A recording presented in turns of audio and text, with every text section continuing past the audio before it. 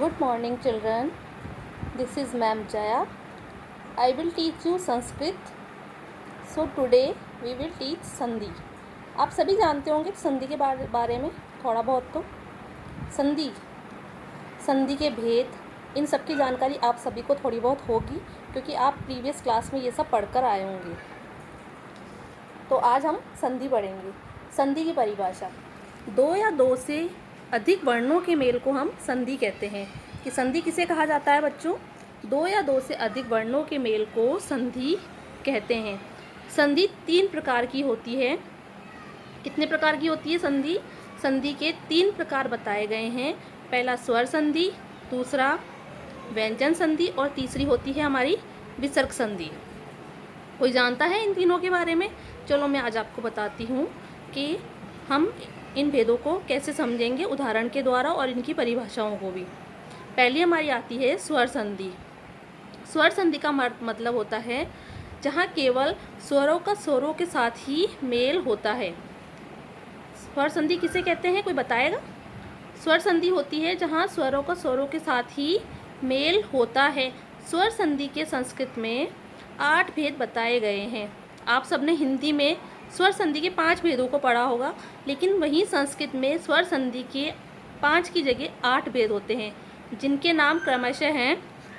पहला दीर्घ संधि, दूसरी होती है हमारी गुण संधि, तीसरी होती है वृद्धि संधि, चौथी होती है हमारी यण संधि, 5वें नंबर पे हमारी आती है अयादि संधि, छठी होती है हमारी पूर्व रूप, 7वीं पर रूप और 8वीं हमारी होती है प्रकृति भाव.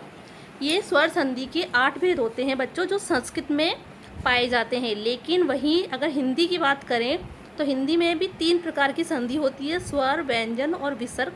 लेकिन हिंदी में स्वर संधि के केवल 5 भेद होते हैं: दीर्घ संधि, गुण संधि, वृद्धि संधि, यण संधि और अयादि संधि.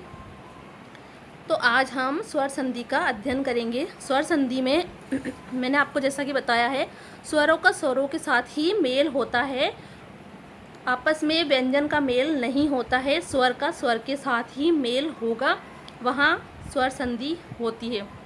स्वर संधि के जो 8 भेद मैंने आपको बताए हैं, उसमें फर्स्ट है दीर्घ संधि. आज हम दीर्घ संधि का अध्ययन करेंगे. दीर्घ संधि की परिभाषा क्या होती है बच्चों? दीर्घ संधि होती है जहाँ समान स्वरों का मेल होता है, जैसे कि ए प्लस आ प्लस ए, आ प्लस ए, आ प्लस आ. जैसे कि इसमें ए प्लस ए या आ प्लस ए इनका ही मेल हुआ है आपस में, तो ये आपस में जुड़कर आ बनते हैं. इसमें कोई भी असमान स्वर नहीं है, इसलिए जहाँ समान स्वरों का मेल होता है वहाँ दीर्घ संधि होती है. इसी प्रकार देखिए, छोटी ई प्लस बड़ी ई, छोटी ई प्लस छोटी ई, बड़ी ई प्लस छोटी ई और बड़ी ई प्लस बड़ी ई. यहाँ ये इन सब का योग होने के बाद में बड़ी ई का निर्माण होता है. और ऐसे ही ऊ, छोटा ऊ प्लस छोटा ऊ, छोटा ऊ प्लस बड़ा ऊ, बड़ा ऊ प्लस छोटा ऊ, बड़ा ऊ प्लस बड़ा ऊ. ये आपस में जब इनका योग होगा तो ये बड़ा ऊ बनते हैं. इनमें आपस में कोई भी असमान स्वर नहीं है. ए में आ या ए ही जुड़ा है, ई में छोटी ई या बड़ी ही जुड़ा है, ऐसे ही ऊ में छोटा ऊ या बड़ा ऊ ही जुड़ा है. इसी प्रकार एक एग्जाम्पल इसमें और आता है री का. उसमें छोटी री, बड़ी री, छोटी री, इनका आपस में योग होता है और बड़ी री का निर्माण होता है बच्चों. अब जैसा कि आपको मैंने बताया, दीर्घ संधि में समान स्वरों का मेल होता है और समान स्वरों का मेल होने के बाद इनमें उन्हीं का निर्माण होता है, बड़े स्वर का निर्माण होता है. जो दीर्घ स्वर होता है उसमें वह बनता है, जैसे ए में आ बना, ई में बड़ी ई, ऊ में छोटा ऊ में बड़ा ऊ और री में बड़ी री का निर्माण होता है. जैसा कि एक एग्जाम्पल आप देखिए, जैसे कि एक एग्जाम्पल है विद्यालय.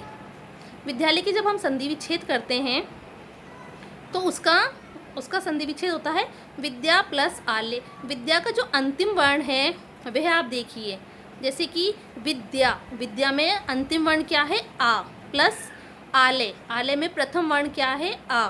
तो जैसा कि आपको मैंने बताया, दोनों में समान स्वर होने पर बड़े स्वर का निर्माण होता है. तो दोनों तरफ आ प्लस आ होने से यहाँ पर आ बना और विद्यालय शब्द का निर्माण हुआ. इसी प्रकार और देखिए देवालय का संधि विच्छेद होगा देव प्लस आले. जैसे देव प्लस आले हुआ तो देव में अंतिम वर्ण है ए, वह में ए जुड़ा है, और प्लस आले तो ये ए प्लस आ मिलकर बड़ा आ बना है। तो इसी प्रकार हमारे सारे उदाहरण चलते हैं। यहाँ केवल समान स्वरों का मेल होता है, कोई भी असमान स्वर का मेल दीर्घ संधि में नहीं होता है। तो हम केवल आज दीर्घ संधि के बारे में ही पढ़ेंगे, और मैं आपको कुछ एग्जाम्पल्स के द्वारा आपको पूरी दीर्घ संधि को अच्छे से समझा दूंगी। ए, उ, री और ई सभी के मैं आपको अच्छे से एग्जाम्पल के द्वारा मैं आपको ये सारे उदाहरण समझाऊंगी, तब आपको अच्छे से समझ में आएगा। बस आपको ये देखना है कि दीर्घ संधि वहाँ होती है जहाँ समान स्वरों का मेल होता है, असमान स्वरों का मेल दीर्घ संधि में नहीं होता है। आपको समझ आ रहा है बच्चों? आपने पहले भी संधि पढ़ी होगी।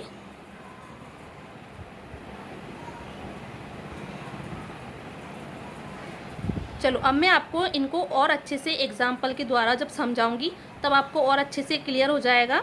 बस आपको ये ध्यान रखना है कि इसकी डेफिनेशन क्या कहती है। इसकी डेफिनेशन कहती है कि दीर्घ संधि वह होती है जहाँ समान स्वरों का मेल होता है, वहाँ कोई भी असमान स्वर आपस में मेल नहीं करते हैं। यदि असमान स्वरों का मेल होता है तो वह दीर्घ संधि नहीं कहलाती है।